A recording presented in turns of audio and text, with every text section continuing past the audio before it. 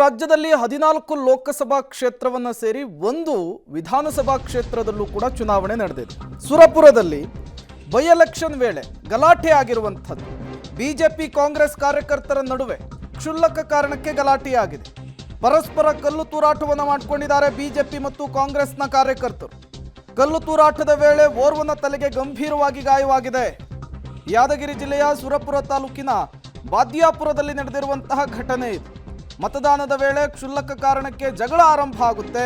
ಈ ವೇಳೆ ಅದು ಪರಸ್ಪರ ಕಲ್ಲು ತೂರಾಟ ನಡೆಸಿಕೊಳ್ಳುವಂತಹ ಹಂತಕ್ಕೆ ಹೋಗುತ್ತೆ. ಕಲ್ಲು ತೂರಾಟದ ಹಿನ್ನೆಲೆಯಲ್ಲಿ ಗ್ರಾಮದಲ್ಲಿ ಬಿಗುವಿನ ವಾತಾವರಣ ನಿರ್ಮಾಣವಾಗಿದೆ.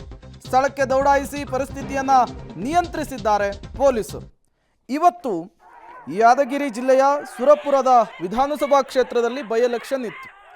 ಅಲ್ಲಿ ಬಿಜೆಪಿ ಮತ್ತು ಕಾಂಗ್ರೆಸ್ ಕಾರ್ಯಕರ್ತರ ನಡುವೆ ಸಣ್ಣ ವಿಚಾರಕ್ಕೆ ಗಲಾಟೆ ಆಗಿರುವಂಥದ್ದು.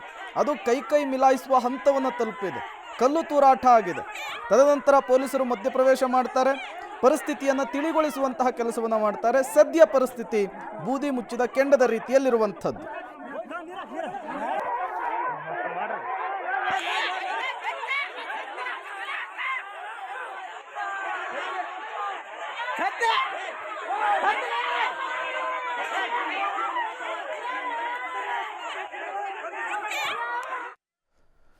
ಎರಡನೇ ಹಂತದ ಚುನಾವಣೆಯ ಸಂದರ್ಭದಲ್ಲಿ ಅಲ್ಲಲ್ಲಿ ಗಲಾಟೆಗಳು ಕೂಡ ಆಗಿರುವಂಥದ್ದು.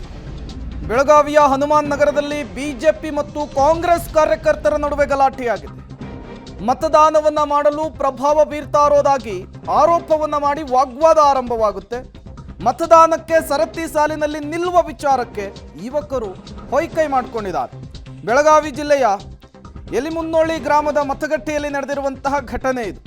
ಸರತಿ ಸಾಲಿಗೆ ಮಧ್ಯ ಬಂದು ಬೇರೆಯವರು ಸೇರಿದಂತಹ ವಿಚಾರಕ್ಕೆ ಗಲಾಟೆಯಾಗಿದೆ ಅನ್ನುವಂತಹ ವಿಚಾರ ಗೊತ್ತಾಗ್ತಾ ಇದೆ.